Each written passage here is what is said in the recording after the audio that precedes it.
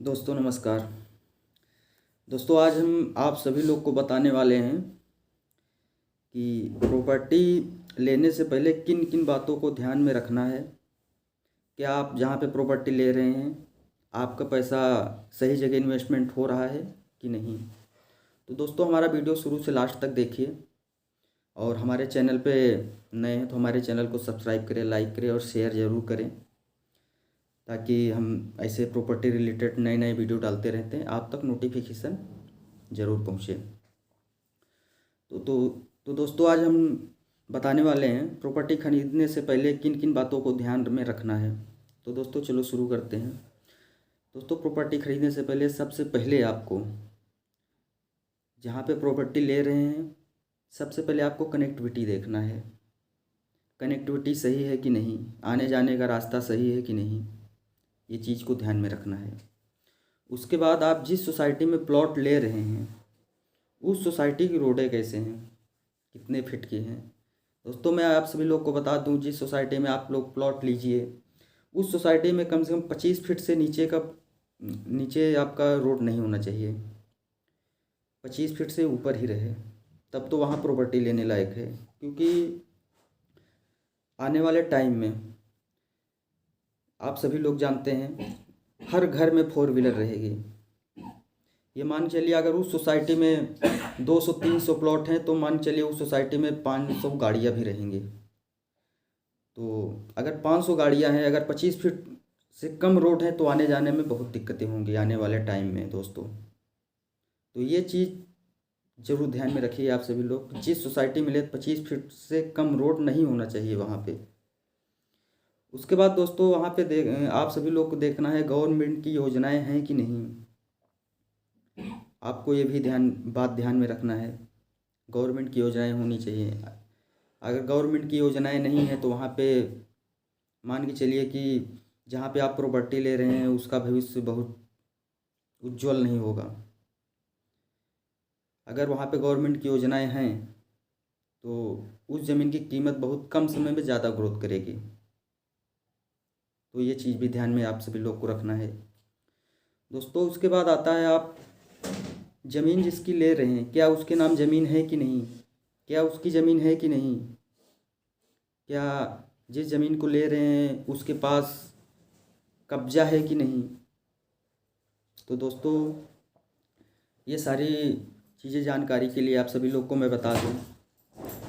सबसे पहले तो जिसकी ज़मीन आप ले रहे हैं उस ज़मीन का पेपर ले लीजिए, दाखिल खारिज या उसका रजिस्ट्री पेपर जो भी हो उसके पास तो रहेगा ही रहेगा, उसकी ज़मीन रहेगी तो उसका पेपर ले लीजिए। और उसके साथ साथ उसका एक आइडेंटिटी ले लीजिए। आइडेंटिटी में जैसे उसका आधार कार्ड हो गया, पैन कार्ड हो गया, पासपोर्ट हो गया, ये दोनों पेपर लेके उसके बाद आपको वेरीफाई कहाँ पे कराना है दोस्तों। आप तहसील जाइए और वकील से संपर्क करिए। वकील आपको सब कुछ बता देगा सर्च करके। और दोस्तों ये भी आपको ध्यान में रखना होगा क्या जिस ज़मीन को हम ले रहे हैं उस ज़मीन पे लोन तो नहीं है। अब ये भी तो पता करना है आप सभी लोग को। ये कैसे पता करेंगे, आप तहसील में जाएंगे या तो आप उसका दाखिल खारिज निकलवा लीजिए या तो आप खुद देख सकते हैं, मोबाइल में ही देख सकते हैं। ऐसे बहुत सारे पोर्टल आ गए हैं जहाँ पे आप जाके खुद देख सकते हैं। जैसे भुलेक यूपी पे यहाँ पे जाके देख लेंगे तो वहाँ पे किन बैंकों से पैसा लिए हैं वो उसमें पूरा शो करता है। तो वहाँ पे जाके देख सकते हैं आप सभी लोग। तो दोस्तों इन सब सारी बातों को ध्यान में रखना है आप सभी लोग को।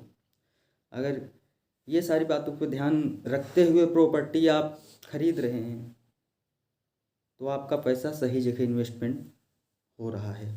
अगर ये सारी चीज़ें सही हैं तो सब कुछ वेरीफाई करने के बाद। और दोस्तों आप सभी लोग को एक जानकारी हम आपको और दे देते हैं दोस्तों। अगर एससी की ज़मीन आप ले रहे हैं, एससी की ज़मीन, तो कोई दिक्कत नहीं, वो भी प्लॉट दाखिल खारिज हो जाता है, वो भी प्लॉट दाखिल खारिज हो जाएगा। बस अब जो रजिस्ट्रियाँ हो रही हैं एससी के तहत हो रही हैं। इसका मतलब ये होता है एससी की ज़मीन आप ले रहे हैं तो सबसे पहले आपको एसडीएम से परमिशन लेना पड़ेगा, वहाँ से परमिशन पास करवाना पड़ेगा, वहाँ से परमिशन आ जाएगा, उसके बाद जाके रजिस्ट्री कराएंगे तो भी प्लॉट आपका दाखिल खारिज हो जाएगा। और दोस्तों एक जानकारी आप सभी लोग को और दे दूँ मैं, अगर आप कहीं भी प्लॉट ले रहे हैं 6800 स्क्वायर फीट से कम प्लॉट ले रहे हैं तो आपको 143 कराने की ज़रूरत नहीं है। प्लॉट आवासीय प्लॉट कराने की ज़रूरत नहीं है, वो ऑटोमेटिक आवासीय में हो जाता है। अगर 6800 स्क्वायर फीट से ऊपर ज़मीन ले रहे हैं तो उसको आवासीय कराना पड़ेगा। तो कहीं भी आप ज़मीन लीजिए, दाखिल खारिज लीजिए, 6800 स्क्वायर फीट से कम ले रहे हैं तो ऑटोमेटिक 143 में आ जाएगा। तो दोस्तों प्रॉपर्टी ख़रीदने से पहले इन सब बातों को आपको ध्यान में रखना है, तब समझिए कि आपका पैसा सही जगह इन्वेस्टमेंट हो रहा है और बहुत कम समय में बहुत ज़्यादा ग्रोथ करेगा। तो दोस्तों अगर हमारा वीडियो अच्छा लगा तो हमारे चैनल को सब्सक्राइब करें, लाइक करें और शेयर ज़रूर करें। थैंक यू दोस्तों।